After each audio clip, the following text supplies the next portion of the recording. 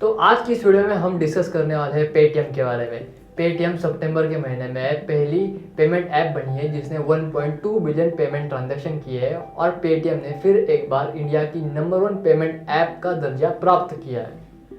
आखिर पेटीएम की business strategies क्या है, उसकी मार्केटिंग स्ट्रेटेजीज क्या है, कैसे वो अपने कॉम्पिटिटर को काउंटर करता है, ये सारी चीज़ें जो है ना वो आज हम इस वीडियो में डिस्कस करेंगे। तो मेरा नाम है ऋषिकेश टोमरे, आप देख रहे हैं मास्टर एंटरप्रेन्योरशिप।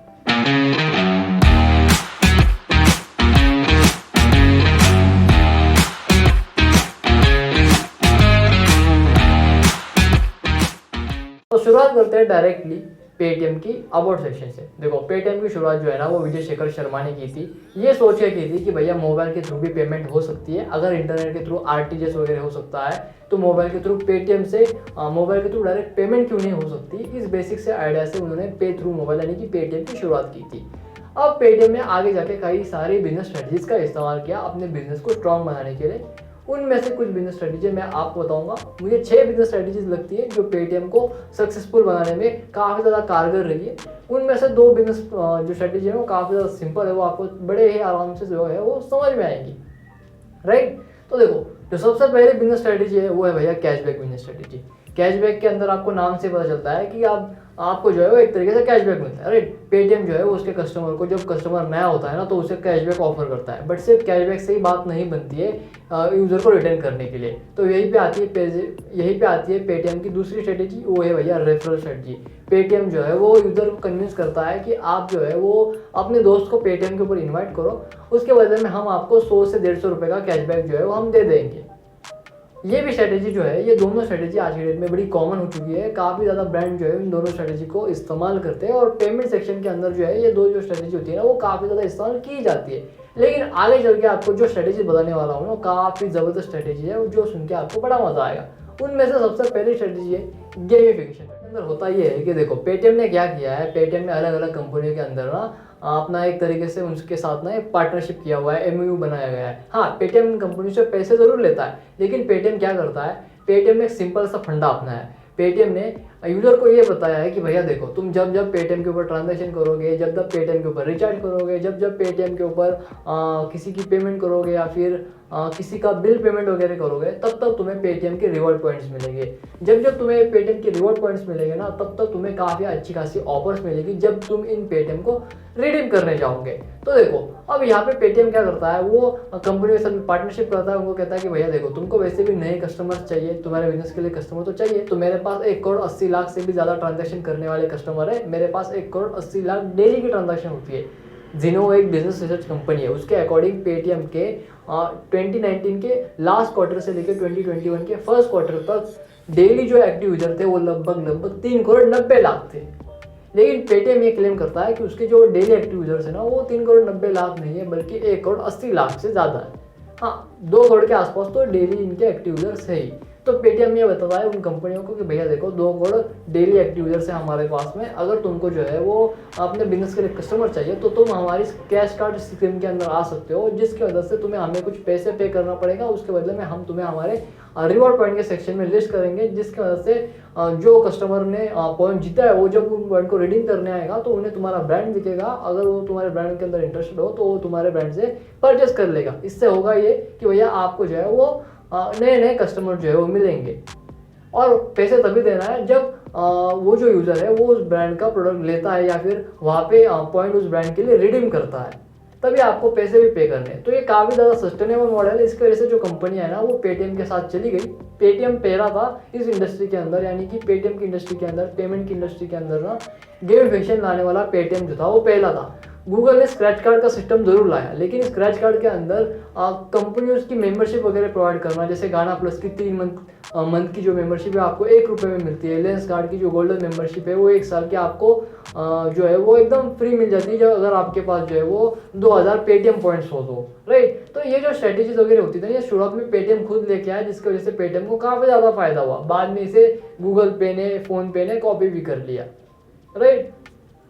अब मैं आपको ये बताता हूँ कि पेटीएम की चौथी बिजनेस स्ट्रेटेजी क्या है। देखो, अब यहाँ से जो है वो थोड़ी C customer centric business strategy चालू होती है। पेटीएम की जो पेटीएम जो है ना वो कस्टमर सर्विसेज के ऊपर जो है वो काफ़ी ज़्यादा ध्यान देता है। आपने गूगल पे की टीवी पे ऐड देखी होगी जिसके अंदर गूगल पे बताता है कि गूगल पे आपको ज़्यादा से ज़्यादा सिक्योरिटी प्रोवाइड करता है। फोन पे की भी सिक्योरिटी से रिलेटेड आपने जो है वो ऐड टीवी के ऊपर जरूर देखी होगी, लेकिन पेटीएम की कभी भी आपने टीवी के ऊपर जो है सिक्योरिटी से रिलेटेड ऐड नहीं देखी होगी। ऐसा इसलिए है क्योंकि पेटीएम जो है ना वो हर महीने 2 महीने में ना अपने यूजर को एक बार को भी मैसेज करता है जिसके अंदर वो लिखता है कि आप कभी भी आपने पेटीएम के ऊपर अगर पेमेंट किया है, अगर किसी ने आपको कॉल किया है कि आप पेटीएम का पिन दो, ये दो, यूपीआई पिन दो, ये दो, आप ऐसी चीज़ें ओटीपी वगैरह कभी भी शेयर मत कीजिए। अदरवाइज पेटीएम के ऊपर जितनी भी ट्रांजैक्शन होती है ना वो सिक्योर ही होती है। बस आप ये सारी चीज़ें कभी भी किसी को मत दीजिए और पेटीएम कभी भी आपको ये चीज़ें नहीं मांगता है। ये जो मैसेज होता है ना, एक काइंडली सपोर्ट वाला मैसेज, ये कस्टमर को एक्चुअल में मिलता है और जब कस्टमर को ये मिलता है ना तब कस्टमर को लगता है कि भैया पेटीएम उसकी केयर कर रहा है, जिसकी वजह से यूजर रिटेंशन बढ़ जाता है। और पेटीएम का जो यूजर रिटेंशन है वो लगभग 90% का है। समझ गए? अब उसके बाद में आती है भैया मार्केट काउंटर स्ट्रेटेजी। अब काउंटरिंग स्ट्रेटेजी के अंदर होता ये है कि मैं आपको एक लेटेस्ट एग्जांपल के साथ समझाता हूँ। देखो बड़ा सिंपल है, पेटीएम ने ना अभी लगभग 7 से 8 महीने पहले एक प्रोडक्ट लॉन्च किया था पेटीएम साउंड बॉक्स के नाम से। अब पेटीएम साउंड बॉक्स क्या प्रोडक्ट है? एक बड़ा सिंपल प्रोडक्ट है। जब आप किसी रिटेल शॉप के ऊपर पेटीएम से पेमेंट करते हो तो उस रिटेल शॉप के पास अगर पेटीएम का पेमेंट बॉक्स है तो वो पेटीएम का जो पेमेंट बॉक्स है ना वो साउंड निकालता है। साउंड मतलब कि एक तरीके से बोलता है कि भैया इतने इतने रुपए की जो है वो पेमेंट हमारे पास आ चुकी है। तो ये आखिर क्यों बनाया, इसके पीछे के रीजंस क्या थे, ये अभी आपको मैं समझाता हूँ। देखो बड़ा सिंपल है, पेटीएम ने क्या किया, पेटीएम ने पहली बात तो एक बात नोटिस की अपने मार्केट रिसर्च से कि रिटेलर के पास इतना टाइम नहीं होता है कि वो अपने मोबाइल के अंदर ये देखे कि उसके पास कौन कौन सी ट्रांजेक्शन आ रही है। उसे हर बार अपने मोबाइल के अंदर पेटीएम के ऐप में देखना पड़ता था कितने कितने जो है उसे पेमेंट जो आई है। तब तक जो साउंड वाला सिस्टम था ना, जो साउंड वाला फीचर की बाद में फ़ोन पे नीचे फ्री के साउंड के नाम से भी लॉन्च किया, जो कि फ़ोन पे बिजनेस के अंदर आता है। ये जो है ना तब ये फ्री वाला फीचर नहीं था, ये एक इनोवेटिव प्रोडक्ट था। हाँ, पेटीएम ही जानता था कि ये इसे फ्री भी कर सकते हैं, लेकिन पेटीएम ने इसे फ्री नहीं किया, बल्कि पेटीएम ने इसके ऊपर एक प्रोडक्ट बनाया, उसे अच्छे से मार्केट में सक्सेसफुल भी करवाया। क्यों? क्योंकि भैया रिटेलर्स की ये नीड थी। हाँ, उसके बाद में फ़ोन पे ने क्या किया कि उसने देखा कि भैया देखो ये पेटीएम ने तो साउंड वाला बॉक्स का फीचर तो ला दिया है, क्यों ना हम फ्री का फीचर है, जिसकी वजह से पेटीएम की जितने भी रजिस्टर रिटेल यूजर्स है वो डायरेक्टली हमारे ऊपर शिफ्ट हो जाए, क्योंकि हम जो है वो फ्री में उन्हें वो साउंड का फीचर दे रहे हैं। लेकिन यहीं पे पेटीएम जो है वो गेम खेल जाता है। इनको लगता है कि भैया पेटीएम को बिल्कुल भी मालूम नहीं है कि फ्री में इसको किया जा सकता है, बल्कि ऐसा नहीं है। पेटीएम जो है उसे अच्छे से मालूम था कि इस चीज़ को फ्री में भी किया जा सकता है, बट उसने फिर भी इसे फ्री में नहीं किया, क्योंकि वो फर्स्ट मूवर बनना चाहता था इस पर्टिकुलर इंडस्ट्री के अंदर, एक छोटी सी इंडस्ट्री के अंदर। इसलिए उसने क्या किया, डायरेक्टली अपना साउंड बॉक्स लॉन्च किया, उसे अच्छे से सेल भी किया। और जैसे ही फ़ोन पे ने उस फीचर को फ्री में लॉन्च किया, वैसे ही उसी के कुछ दिन बाद, 1-2 दिन बाद पेटीएम ने भी उस फीचर को फ्री में अपने यूजर्स के लिए इनेबल कर दिया, जिसके वजह से यूजर को बिल्कुल भी मतलब कि उसके बिल्कुल भी एक डिफरेंशिएटिंग फैक्टर नहीं लगा कि वो पेटीएम को छोड़ के फ़ोन के ऊपर जो एक तरीके से शिफ्ट हो जाए। इसे कहते हैं काउंटरिंग स्ट्रेटेजी। मतलब आपने मतलब कि चित भी मेरी और पट भी मेरा, आपने उसे कस्टमर को बिल्कुल भी रीज़न नहीं दिया आपके कंप्यूटर के पास जाने के लिए। आपने इस हिसाब से उसे काउंटर किया, इस हिसाब से उसे ट्रैप किया। समझ गए? इसे कहते हैं काउंटरिंग स्ट्रेटेजी। और पेटीएम के बाद ऐसी मतलब पेटीएम के बाद अगर मैं बताने जाऊँगा ना तो यार बहुत सारी होगी और वीडियो बहुत ज़्यादा लेंथी होगी, इसलिए मैंने आपको एक सिंपल एग्जाम्पल से इस चीज़ को समझाया। अब इस नंबर की जो बिजनेस स्ट्रेटेजी है ना वो है भैया प्रेशर टैक्टिक बिजनेस स्ट्रेटेजी। अब यहाँ पे होता ये है कि देखो बड़ा सिंपल है। अब पेटीएम की जितनी भी फील्ड सेल्स है ना, जो कि रिटेलर के पास जाती है, वहाँ पे पेटीएम का क्यूआर वगैरह लगाती है ना, पेटीएम क्या करता है उन रिटेलर्स को बोलता है कि भैया देखो आप ना पेटीएम से ही पेमेंट कराओ। अगर आप पेटीएम से ही पेमेंट कराओगे तो आपको कैशबैक भी मिलेगा और आपको बहुत सारे बेनिफिट जो है वो पेटीएम की बिजनेस ऐप के अंदर आपको मिल जाएगा अगर आप पेटीएम से ही पेमेंट करवाते हो।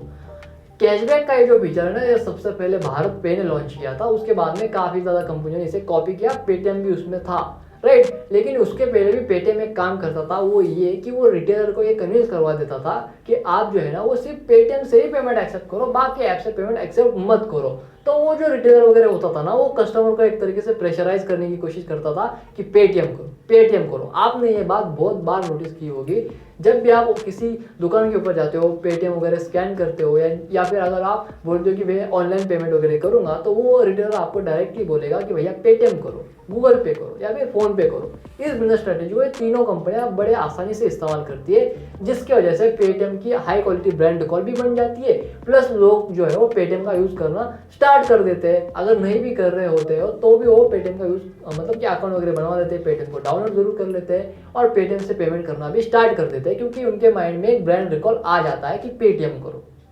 और पेटीएम की एडवर्टाइजिंग के बारे में तो आपको मालूम ही है। तो अब बात करेंगे पेटीएम की मार्केटिंग स्ट्रेटेजी के बारे में। पेटीएम की जो मार्केटिंग स्ट्रेटेजी है ना, वो काफ़ी अलग अलग फैक्टर्स के ऊपर डिपेंड है। हाँ, उनकी जो है जिंगल वाली मार्केटिंग स्ट्रेटेजी जो उनको काफ़ी ज़्यादा फायदा दे चुकी है अब तक, और उसे काफ़ी ज़्यादा अच्छे से इस्तेमाल भी करते हैं। लेकिन सिर्फ वही एडवर्टाइजिंग नहीं है, वो सिर्फ टीवी कमर्शियल के लिए की जाती है। टीवी कमर्शियल के अंदर पेटीएम जो है ना, वो जिंगल मार्केटिंग के साथ साथ इमोशनल मार्केटिंग भी करना पसंद करता है। उसकी जो पेटीएम करो वाली एड है ना, वो काफ़ी ज़्यादा हिट हुई थी और उसे डीमोनेटाइजेशन के अंदर काफ़ी ज़्यादा फायदा भी मिला था। जो लोग कहते हैं कि पेटीएम को डीमोनेटाइजेशन से बिल्कुल भी फायदा नहीं हुआ, ये काफ़ी गलत बात है। डीमोनेटाइजेशन से ही लोगों को पेटीएम यूज़ करना पसंद आने लगा, पेटीएम के बारे में समझने लगे, डिजिटल मनी के बारे में समझने लगे, और लोग जो है वो एक तरीके से कैशलेस जाने लगे। और डीमोनेटाइजेशन के अंदर जो है ना, लोगों ने बहुत ज़्यादा पेटीएम का इस्तेमाल करना स्टार्ट किया, और पेटीएम के अंदर एक बहुत बड़ा सक्सेस मेकिंग फैक्टर रहा है डीमोनेटाइजेशन। तो आप ऐसा बिल्कुल भी नहीं कह सकते कि डीमोनेटाइजेशन से पेटीएम को फायदा नहीं हुआ। पेटीएम उससे पहले भी था, हाँ था, बट डीमोनेटाइजेशन जो है उसके सक्सेस में बहुत बड़ा फैक्टर माना जाता है और है, आप उसे इग्नोर नहीं कर सकते। समझ गए? तो भैया अब समझते हैं पेटीएम की मार्केटिंग स्ट्रेटेजी को। तो भैया मैंने आपको बता दिया, वो जिंगल बेस्ड मार्केटिंग स्ट्रेटेजी का इस्तेमाल करता है, और दूसरे के साथ साथ वो जो है ना, वो इमोशनल मार्केटिंग स्ट्रेटेजी का इस्तेमाल करता है। जिंगल बेस और इमोशनल का जो कॉम्बिनेशन होता है ना, वो काफ़ी ज़्यादा अट्रैक्टिव होता है, काफ़ी ज़्यादा हाई ब्रांड क्वालिटी रिकॉल होता है उसके अंदर, और काफ़ी ज़्यादा जो है ना वो कनेक्टेड होता है, जिसकी वजह से पेटीएम को काफ़ी ज़्यादा कन्वर्जन भी मिले थे। अच्छा सुनो, बुआ पैसे दे तो रख मत लेना, ओके? बाकी तरह कोई आइटम ठीक है। कई बातों से, प्यारी सी सौगातों से, गुल्लक अपने दिल की तुम भरो। छुट्टे की झिक झिक की छुट्टी करो। अब छुट्टी की झिक झिक करो। झिक झिक क्यों? पेटीएम करो। माइल्स में तुम थोड़ी सी स्माइल भरो।